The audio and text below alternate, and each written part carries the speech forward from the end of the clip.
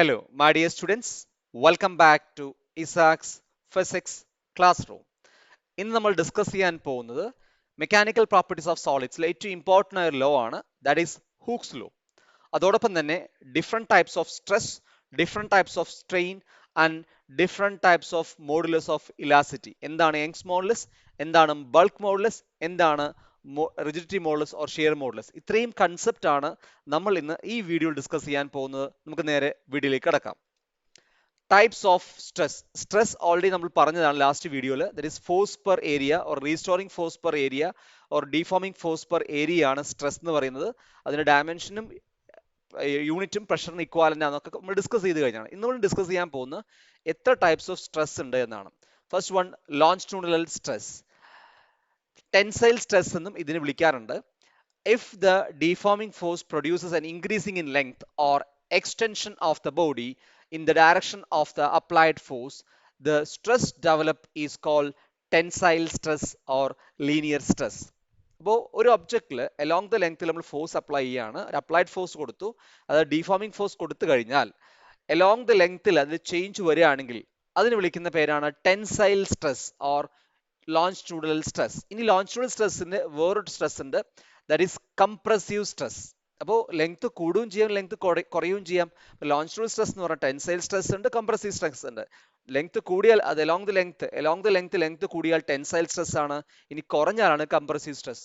If the deforming force produces a decrease in length or compression of the body, the stress developed is called compressive stress. അപ്പോൾ longitudinal സ്ട്രെസ്സിലാണ് രണ്ടെണ്ണം വരുന്നത്. Length കൂടിയാൽ tensile ആണ്, length കുറഞ്ഞാൽ compressive ആണ്. And second one, normal stress. Normal നമുക്കറിയാം perpendicular ആണ്. Normal എന്ന് പറഞ്ഞു കഴിഞ്ഞാൽ, so if the deforming force act normally or perpendicular to the surface everywhere produces a change in volume, the stress developed in the body is called normal stress or volume stress or hydraulic stress. ഒരു ശ്രദ്ധിക്കേണ്ട ഒരു കാര്യം, change in volume. അപ്പോൾ normal stress produce ചെയ്യുന്നത് change in volume ആണ്. Clear? കാരണം first കേസിൽ നമുക്കറിയാം അതിന്റെ ലെങ്ത് മാറുന്നു, ലെങ്ത് മാറുമ്പോൾ സ്വാഭാവികമായിട്ട് നമുക്കറിയാം അതിന്റെ വോളിയം ചേഞ്ച് ചെയ്യുന്നില്ല, കാരണം ലെങ്ത് കൂടുന്തോറും തിക്നെസ് എന്ത് ചെയ്യും, കുറയാണ്. ആ ഒരു കേസിൽ വരുന്നത്. പക്ഷെ ഇവിടെ അങ്ങനെയല്ല ചെയ്യുന്നത്.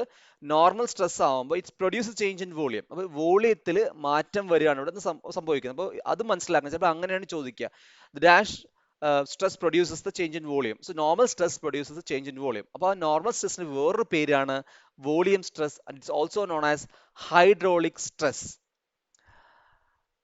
And third one, tangential stress. If the deforming force acting tangentially, that is parallel to the surface of a body, produces a change in shape of the body, then the stress developed is called tangential stress or shearing stress. അപ്പോൾ normal സ്ട്രെസ്സിൽ volume change വന്നു, tangential സ്ട്രെസ്സിൽ വോളിയത്തിന് change വരില്ല, അതിന്റെ ഷേപ്പിനാണ് എന്ത് ചെയ്യുക, change വരിക. അപ്പോൾ ഷേപ്പിന് change വരുമ്പോൾ അതിന് വിളിക്കുന്ന പേരാണ് ടാൻജൻഷ്യൽ സ്ട്രെസ്. അതിന് വേറൊരു പേരുണ്ട്, it is known as shearing stress. അപ്പോൾ നോർമൽ സ്ട്രെസ്സിന് മൂന്ന് പേരാണുള്ളത്, normal stress, volume stress and hydraulic stress. Tangential സ്ട്രെസ്സിന് വേറൊരു പേരാണ് shearing stress. Types of strain. കാരണം നമ്മൾ സ്ട്രെസ്സും സ്ട്രെയിനും പഠിച്ചാണ്. Strain means change in dimension by original dimension. അത് സെയിം റേഷ്യോ ആയതുകൊണ്ട് അതിന് യൂണിറ്റ് ഇല്ല എന്ന് പറഞ്ഞു. അപ്പോൾ ഡിഫറെന്റ് ടൈപ്പ് ഓഫ് സ്ട്രെസ് ഉള്ളതുപോലെ തന്നെ ഡിഫറെന്റ് ടൈപ്സ് ഓഫ് സ്ട്രെയിനും ഉണ്ട്. നമുക്ക് ഓരോന്നായിട്ട് നോക്കാം. Tensile strain. If the deforming force produces a change in length, the strain produced in the body is called tensile strain or longitudinal strain or linear strain. അപ്പോൾ ഇത് ശ്രദ്ധിക്കേണ്ട ഒരു കാര്യം, ഡെൽറ്റ എൽ എന്ന് പറയുന്നതാണ് ചേഞ്ച്. അപ്പോൾ എൽ എന്ന് പറയുന്നത് അതിന്റെ ഫസ്റ്റ് ലെങ്ത് ആണ്, അതായത് ഒറിജിനൽ ലെങ്ത്. പിന്നെ നമ്മൾ ഫോഴ്സ് അപ്ലൈ ചെയ്തപ്പോൾ, ടാൻജൻഷ്യലി ഫോഴ്സ് അപ്ലൈ ചെയ്തപ്പോൾ അതിന്റെ length L plus delta L ആയി. That is change in length പറയുന്നത് ഡെൽറ്റ എൽ ആണ്. അപ്പോൾ നമുക്ക് ടെൻസൈൽ സ്ട്രെയിൻ എങ്ങനെ പറയാം, change in length by original length, that is delta L by L. ഇവിടെ ശ്രദ്ധിക്കേണ്ട ഒരു കാര്യം, change in length delta L ആണ്, അല്ലാണ്ട് എൽ പ്ലസ് ഡെൽറ്റ എൽ എടുക്കാൻ പാടില്ല. പ്രോബ്ലം ചെയ്യുമ്പോൾ എപ്പോഴും കുട്ടികൾ ശ്രദ്ധിച്ച് ഇത് തെറ്റിക്കുന്ന കാണാറുണ്ട്. ഫോർ എക്സാമ്പിൾ, 1 മീറ്റർ ലെങ്ത് ഉള്ള ഒരു വയർ, അതിന് നമ്മൾ ഫോഴ്സ് അപ്ലൈ ചെയ്ത് 1.1 ആയി. അങ്ങനെ 1.1 ആയാൽ ഡെൽറ്റ എൽ എന്ന് പറയുന്നത് 0.1 ആണ്, അല്ലാതെ 1.1 എഴുതാൻ പാടില്ല. 1.1 എന്ന് പറഞ്ഞാൽ എൽ പ്ലസ് ഡെൽറ്റ എൽ ആണ്. നമുക്ക് അവിടെ ആവശ്യം ലെങ്ത്തിൽ വന്ന മാറ്റം മാത്രമേ ആവശ്യമുള്ളൂ. അപ്പോൾ ഡെൽറ്റ എൽ ഈസ് 0.1. ഇതാണ് ഇത് ശ്രദ്ധിക്കേണ്ട കാര്യം. അപ്പോൾ ടെൻസൈൽ സ്ട്രെയിൻ എന്ന് വെച്ച് കഴിഞ്ഞാൽ change in length by original length, or L is the original length and delta L is the increasing in the length. അത് ഓൾറെഡി നമ്മൾ പറഞ്ഞൊരു കേസാണ്. Next one, volume strain. If the deforming force produces a change in volume along the strain produced in the body is called volume strain or bulk strain. ശ്രദ്ധിക്കണം, അതിന്റെ ഷേപ്പിന് ഒരു change വരുന്നില്ല. Sphere ആണെങ്കിൽ sphere ആയിട്ട് തന്നെ മാറാണ്. ഇവിടെ വോളിയം ആണ് എന്ത് ചെയ്യുന്നത്, അതാണ് വോളിയം എലോൺ എന്ന് പറയാൻ കാരണം. So volume change in volume means delta V by V. അപ്പോൾ നമുക്ക് വോളിയം സ്ട്രെയിൻ ഇങ്ങനെ പറയാം, it is change in volume by original volume, that is delta V by V. And third one, shearing strain. If the deforming force produces a change in shape of the body without changing its volume, the strain produces is called shearing strain. ഇവിടെ change ചെയ്യുന്നത് വോളിയത്തിന് മാറ്റം വരുന്നില്ല, അതായത് അതിന്റെ base fixed ആണ്. അതിന്റെ ടോപ്പിൽ നമ്മൾ ടാൻജൻഷ്യൽ ഫോഴ്സ് അപ്ലൈ ചെയ്യുമ്പോൾ ആ ഒരു ബോഡിക്ക് ഷേപ്പ് ചേഞ്ച് വരുന്നത്. കാരണം എന്ന് വെച്ച് കഴിഞ്ഞാൽ അതിന്റെ ബോഡി ഈ ബോട്ടം ഫിക്സ്ഡ് ആണ്, ടോപ്പിൽ നമ്മൾ ഫോഴ്സ് അപ്ലൈ ചെയ്യണം. ഫോഴ്സ് ടോപ്പ് അപ്ലൈ ചെയ്യുമ്പോൾ ഇത് ഫിക്സ്ഡ് ആയതുകൊണ്ട് ഇതിന് ഷിയറിംഗ് സംഭവിക്കുകയാണ്. ദാറ്റ് ഈസ് അതിന്റെ വോളിയം മാറാതെ അതിന്റെ ഷേപ്പിന് എന്ത് ചെയ്യുന്നു, ചേഞ്ച് വരുന്നു. അപ്പോൾ ഇത് തീറ്റ ഡെൽറ്റ എക്സ് ആണ് എന്ന് ഈ ലെങ്ത് എന്ന് പറയുന്നത്. അപ്പോൾ ഇത് വെച്ചാൽ നമ്മൾ എന്ത് ചെയ്യുന്നത്, ഇതിന്റെ ഷിയറിംഗ് എക്സ്പ്ലെയിൻ ചെയ്യുന്നത്.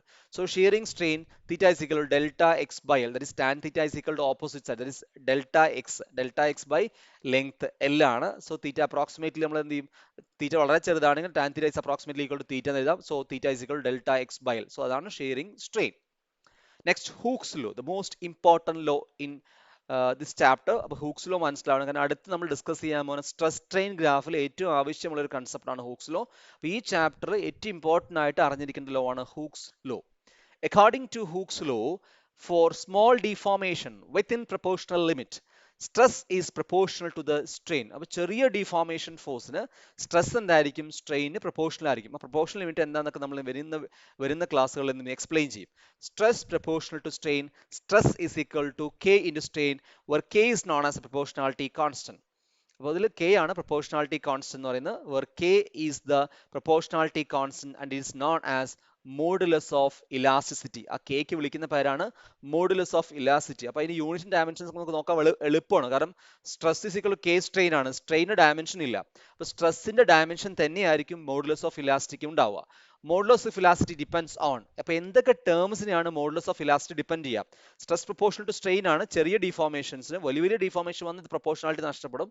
സ്ട്രെസ് പ്രൊപ്പോർഷണൽ ടു സ്ട്രെയിൻ ആണ്, അത് കൊടുക്കുന്ന ഫോഴ്സിനനുസരിച്ച് അവിടെ നിന്ന് ഈ ലെങ്ത്തിന് മാറ്റം വരും. അപ്പോൾ അവിടുത്തെ പ്രൊപ്പോർഷണാലിറ്റി കോൺസ്റ്റന്റ് എന്ന് പറയുന്നത് മോഡുലസ് ഓഫ് ഇലാസ്റ്റിക് കെ ആണ്. ഇനി ആ പ്രൊപ്പോർഷണാലിറ്റി കോൺസ്റ്റന്റ് എന്തിനൊക്കെ ഡിപ്പെൻഡ് ചെയ്യുന്നതാണ് അവിടെ പറയാൻ പോകുന്നത്. First one, nature of the material of the body, and second one, temperature, and is third, independent. It is independent of the dimensions, its length, volume, etc. അതായത് ഏത് മെറ്റീരിയൽ ആണ്, copper ആണോ aluminium ആണോ depend ചെയ്യും, ടെമ്പറേച്ചറിനെ depend ചെയ്യും. അതുപോലെ തന്നെ independence dimension എന്ന് പറയാൻ കാരണം ലെങ്ത്തിനോ വോളിയത്തിനോ എന്ത് ചെയ്യുന്നില്ല, അത് ഡിപ്പെൻഡ് ചെയ്യുന്നില്ല.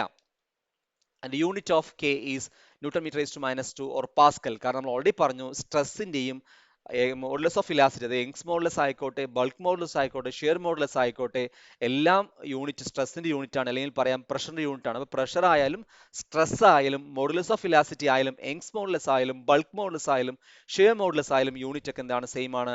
Dimension formula ml raised to -1 t raised to -2. Corresponding to the strain, there are three types of modulus of elasticity. നമുക്ക് മൂന്ന് ടൈപ്പ് ഓഫ് സ്ട്രെസ്, മൂന്ന് ടൈപ്പ് ഓഫ് സ്ട്രെയിനും ഉണ്ട്. അപ്പോൾ സ്ട്രെസ് ബൈ സ്ട്രെയിൻ ആണ് കെ എന്ന് പറയുന്നത്. അപ്പോൾ മൂന്ന് ടൈപ്പ് ഓഫ് സ്ട്രെസ്, മൂന്ന് ടൈപ്പ് ഓഫ് സ്ട്രെയിൻ ഉള്ളതുകൊണ്ട് മൂന്ന് type of modulus of elasticity ഉണ്ട്. First one Young's modulus Y എന്നാണ് എഴുതാറ്, second one bulk modulus B എന്നാണ് എഴുതാറ്, and third one shear modulus G എന്നാണ് എഴുതാറ്. അപ്പോൾ ലോങ് ലെങ്ത് ചേഞ്ച്, അതുപോലെ തന്നെ ഏരിയ ചേഞ്ച്, വോളിയം ചേഞ്ച്, അതുപോലെ തന്നെ ഷേപ്പ് ചേഞ്ച് പഠിച്ചു. അപ്പോൾ മൂന്ന് ടൈപ്പ് ഓഫ് സ്ട്രെസ്സും മൂന്ന് ടൈപ്പ് ഓഫ് സ്ട്രെയിനും ഉണ്ട്. അപ്പോൾ അതിന് കറസ്പോണ്ടിങ് ആയിട്ട് different tensile strain by tensile ആകുമ്പോൾ എന്താണ് യങ്സ് വരും, വോളിയം ആകുമ്പോൾ ബൾക്ക് വരും, അതുപോലെ ഷേപ്പ് ആകുമ്പോൾ ബൾക്ക് ഷിയർ മോഡുലസ് വരും. അപ്പോൾ 3 ഡിഫറെന്റ് ടൈപ്സ് ഓഫ് സ്ട്രെസ്സും ഡിഫറെന്റ് ടൈപ്പ് ഓഫ് സ്ട്രെയിൻ ഉള്ളതുകൊണ്ട് ഇവിടെ നമുക്ക് എന്ത് ചെയ്യാം, 3 different types of modulus of elasticity ഉണ്ട്. യങ്സ് മോഡുലസ്, ഫസ്റ്റ് നമുക്ക് യങ്സ് മോഡുലസ് ഡിസ്കസ് ചെയ്യാം. ഇവിടെ നിന്ന് പ്രോബ്ലംസ് വരാറുണ്ട്, അപ്പോൾ ഇക്വേഷൻ കറക്റ്റ് ആയിട്ട് എന്ത് ചെയ്യാൻ മനസ്സിലാക്കി വെക്കണം. It is defined as the ratio of tensile stress to the tensile strain. So ratio of tensile stress to tensile strain ആണ്, ഡിഫറെന്റ് ക്വാണ്ടിറ്റി ആണ്, അതുകൊണ്ടാണ് യൂണിറ്റ് വരുന്നത്. സെയിം ടേമിന്റെ റേഷ്യോ ആണെങ്കിൽ യൂണിറ്റ് വരില്ലായിരുന്നു, പക്ഷെ ഇവിടെ tensile stress by tensile strain ആണ്. So y equal to tensile stress by tensile strain. Stress എന്ന് പറഞ്ഞാൽ ഫോഴ്സ് ബൈ ഏരിയ ആണ്, tensile strain change in length by original length ആണ്. അപ്പോൾ F L by A into delta L എന്ന് എഴുതാം equation. ഇതിൽ ചെറിയ മാറ്റങ്ങൾ വരുത്തുകയാണ്. കാരണം നമുക്കറിയാം for a wire of radius R and area equal to pi R square and F equal to M G. For example നമ്മൾ പൊതുവെ ഉപയോഗിക്കുന്നത് വയേഴ്സ് ആണ് നമ്മൾ ഉപയോഗിക്കാം. വയറൊക്കെ സിലിണ്ടറിക്കൽ ഫോം ആണ്. അപ്പോൾ സിലിണ്ടറിക്കൽ ഫോം ആകുമ്പോൾ അതിന്റെ ക്രോസ് സെക്ഷൻ ഏരിയ എന്ന് പറയുന്നത് സർക്കിൾ ആണ്. അപ്പോൾ സർക്കിൾ ഏരിയ എന്ന് പറഞ്ഞാൽ പൈ ആർ സ്ക്വയർ ആണ്. അപ്പോൾ എന്തുകൊണ്ടാണെന്ന് വെച്ചാൽ നമ്മൾ ഫോർ എക്സാമ്പിൾ ഒരു ഒബ്ജക്ട് ലിഫ്റ്റ് ചെയ്യാനൊക്കെ ഉപയോഗിക്കുന്ന ഒരു കയറാണ്. അപ്പോൾ കയറിന്റെ ഷേപ്പ് സിലിണ്ടറിക്കൽ ഫോം ആണ്. അതുകൊണ്ടാണ് ഈ ടെൻസൈലിന്റെ കേസിൽ നമ്മൾ എന്ത് ചെയ്യുന്ന സിലിണ്ടറിക്കൽ ഫോം ഓഫ് ഇക്വേഷൻ തന്നെ ഉപയോഗിക്കാൻ കാരണം. അപ്പോൾ അവിടെ എഫ് എന്ന് പറഞ്ഞാൽ എം ജി ആണ്. അപ്പോൾ ഈ ടേംസ് ഒക്കെ നമുക്ക് ഇവിടെ സബ്സ്റ്റിറ്റ്യൂട്ട് ചെയ്യുമ്പോൾ നമുക്ക് കിട്ടും y equal to mgl by pi r square delta L. അപ്പോൾ ഈ ഇക്വേഷൻ ആണ് യങ്സ് മോഡുലസിന് പഠിക്കേണ്ടത്. പ്രോബ്ലം ഒക്കെ വരുമ്പോൾ ഇതാണ് വരിക. മെറ്റീരിയൽ മാറ്റിയില്ല എന്ന് പറയുമ്പോൾ യങ്സ് മോഡുലസ് മാറിയില്ല എന്ന് മനസ്സിലാക്കണം. അതുപോലെ ഫോഴ്സ് ആഡ് ചെയ്യുക അല്ലെങ്കിൽ വെയിറ്റ് ആഡ് ചെയ്യുക എന്ന് പറയുമ്പോൾ എം ജി ആഡ് ചെയ്യുക എന്നർത്ഥം. അല്ലെങ്കിൽ 60 ന്യൂട്ടൺ ആഡ് ചെയ്ത് പറഞ്ഞാൽ എം ജി ആഡ് ചെയ്തെന്നർത്ഥം. ഇനി 30 കിലോഗ്രാം ആഡ് ചെയ്ത് പറഞ്ഞാൽ എം ആണ് ആഡ് ചെയ്തിരിക്കുന്നത്. അപ്പോൾ ജി മൾട്ടിപ്ലൈ ചെയ്യണം. ഇത്രയും കാര്യങ്ങൾ എന്ത് ചെയ്യണം അവിടെ ഓർത്തിരിക്കണം. അതുപോലെ തന്നെ ആറ് തരുമ്പോൾ സെന്റിമീറ്ററിലോ മില്ലിമീറ്ററിലൊക്കെ തരുമ്പോൾ ശ്രദ്ധിക്കണം. അത് മീറ്ററിലേക്ക് കൺവേർട്ട് ചെയ്തിട്ട് വേണം എന്ത് ചെയ്യാൻ. അതുപോലെ ഡെൽറ്റ എമ്മും വളരെ ചെറിയ എലോങ്ങേഷൻ ഒക്കെ ഉണ്ടാവുള്ളൂ. അപ്പോൾ എലോങ്ങേഷൻ ഒക്കെ ഉണ്ടാകുമ്പോൾ മില്ലിമീറ്ററിൽ തരുമ്പോൾ അതും മീറ്ററിലേക്ക് മാറ്റാൻ എന്ത് ചെയ്യും ഓർമ്മ വേണം. അപ്പോൾ യങ്സ് മോഡുലസിൽ ഈ ഇക്വേഷൻ ആണ് എന്ത് ചെയ്യേണ്ടത് ഓർത്തിരിക്കേണ്ടത്. Notes: Young's modulus is the characteristic property of solid material only.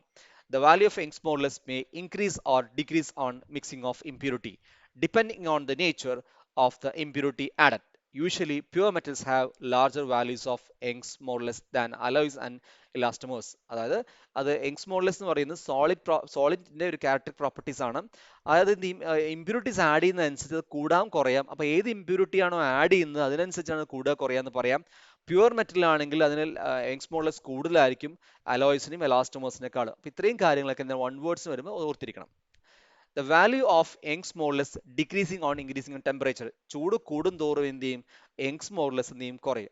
ഇതൊക്കെ വളരെ ആവശ്യമുള്ള ഒരു കാര്യമാണ് കൺസ്ട്രക്ഷൻസിന്. കാരണം നോർമലി ഒരു തണുപ്പുള്ള റീജിയനിൽ ഒരു ബ്രിഡ്ജ് കൺസ്ട്രക്ട് ചെയ്യുന്നതും ഒരു ചൂടുള്ള റീജിയനിൽ ഒരു ബ്രിഡ്ജ് കൺസ്ട്രക്ട് ചെയ്യുന്നത്, അതായത് അപ്പോൾ രാജസ്ഥാനിൽ ബ്രിഡ്ജ് കൺസ്ട്രക്ട് ചെയ്യുന്നതും അല്ലെങ്കിൽ കാശ്മീരിൽ ബ്രിഡ്ജ് കൺസ്ട്രക്ട് ചെയ്യുന്നതിനൊക്കെ ഡിഫറൻസ് ഉണ്ട് അതിന് മെറ്റീരിയൽ മിക്സിങ്ങിന്. കാരണം വെച്ച് കഴിഞ്ഞാൽ മോഡൽസ് ടെമ്പറേച്ചർ ഡിപ്പെൻഡ് ചെയ്യും. അപ്പോൾ ടെമ്പറേച്ചർ ഡിപ്പെൻഡ് ചെയ്യുന്ന പറയുന്നത് ഫോർ എക്സാമ്പിൾ എന്താണ് ടെമ്പറേച്ചർ കൂടുന്തോറും മോഡൽസ് ഓഫ് ഇലാസ്റ്റിറ്റി കുറയണം. അപ്പോൾ അതിന്റെ സ്ട്രെങ്ത് കുറയണം വരുന്നത്. അപ്പോൾ ആ ഒരു കാര്യങ്ങളൊക്കെ വളരെ ഇമ്പോർട്ടൻറ്റ്. നമുക്ക് ഡീറ്റെയിൽ ആയിട്ട് എന്ത് ചെയ്യുന്നുണ്ട് കൺസ്ട്രക്ഷൻ വർക്ക്സിൽ സിവിൽ എഞ്ചിനീയറിംഗിലൊക്കെ യങ്സ് മോഡൽസിനെ കുറിച്ച് കൂടുതൽ എന്ത് ചെയ്യാനുണ്ട് പഠിക്കാനുണ്ട്.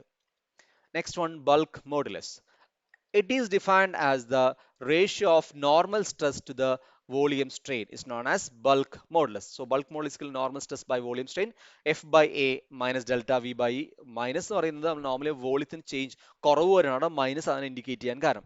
സോ എഫ് ബൈ എ എന്ന് പറഞ്ഞ പ്രഷർ ആണ്, അതാണ് പി കൊടുക്കാൻ കാരണം. So minus P V by delta V minus V delta P by delta V is known as bulk modulus. The negative sign indicates that an increasing in pressure causes a decreasing in volume and vice versa. നമുക്കറിയാം. So that be is always positive. B എപ്പോഴും positive ആണ്. പക്ഷേ negative വരാൻ കാരണം നമുക്കറിയാം normal stress വരുമ്പോൾ ഷേപ്പിന് volume ചെറുതാവുകയാണ്, അപ്പോൾ volume കുറയാണ് ചെയ്യുന്നത്. അപ്പോൾ പ്രഷർ കൂടുന്തോറും വോളിയം കുറഞ്ഞുകൊണ്ടേയിരിക്കും. അപ്പോൾ ഈ ഒരു കാരണം കൊണ്ടാണ് മൈനസ് ഇൻഡിക്കേറ്റ് ചെയ്തത്. അല്ലാതെ ബൾക്ക് മോഡൽസ് ഒരിക്കലും എന്താവില്ല നെഗറ്റീവ് ആവില്ല. Bulk modulus is always positive. ഇനി compressibility of a substance is the inverse of its bulk modulus. അത് ഓർക്കണം, പ്രോബ്ലം വരുന്നതാണ് K equal to 1 by V B. So K is known as compressibility of the substance ആണ്. അത് inverse of bulk modulus. And last one, shear modulus, that is rigidity modulus. It is defined as the ratio of shearing stress to the shearing strain. And okay, equation നോക്കാം. G is equal to tangential stress by shearing strain F by A by theta ആണ്. So F by A theta നമുക്ക് വേണമെങ്കിൽ അതിനെ P by theta എന്നും എന്ത് ചെയ്യാൻ പറ്റും കൊടുക്കാൻ പറ്റും. So ഇതാണ് shear modulus. Rigidity modulus is the characteristics of solids only. Since liquids and gas do not have any fixed shape. അതിന് ഫിക്സഡ് ഷേപ്പ് ഇല്ലാത്തതുകൊണ്ട് നമുക്ക് അവിടെ ഷേപ്പാണ് ചേഞ്ച് വരുന്നത്. അപ്പോൾ അതുകൊണ്ട് ഗ്യാസിൻ്റെയും അതുപോലെ തന്നെ ലിക്വിഡിൻ്റെയും ഒക്കെ ഷിയർ മോഡുലസ് എന്ന് പറയുന്നത് 0 ആണ്. സോളിഡിൻ്റെ ക്യാരക്ടറിസ്റ്റിക് പ്രോപ്പർട്ടിയാണ് റിജിഡിറ്റി മോഡുലസ്. അപ്പോൾ ഈ കാര്യങ്ങളാണ് ഈ വീഡിയോ നമുക്ക് ഡിസ്കസ് ചെയ്യാനുള്ളത്. അപ്പോൾ ഈ വീഡിയോ നമുക്ക് മോസ്റ്റ്ലി പഠിക്കാനുള്ള കാര്യം ഹൂക്സ് ലോ ആണ്. Hooke's law different types of എന്ത് ചെയ്യാം സ്ട്രെസ് സ്ട്രെയിൻ അതുപോലെ തന്നെ മോഡുലസ് ഓഫ് ഇലാസ്റ്റിറ്റി പഠിക്കാം. യങ്സ് മോഡുലസ് ആണ് ന്യൂമറിക്കൽസ് വരാൻ ചാൻസ് ഉള്ളത്. അതായത് കംപ്രസിബിലിറ്റി നോക്കുക, അത് വൺ വേർഡിലൊക്കെ ചോദിക്കുന്ന കാര്യമാണ്. So hope these concepts are very clear to you. If you have any doubts, feel free to ask to comments. Thank you for watching. Thank you.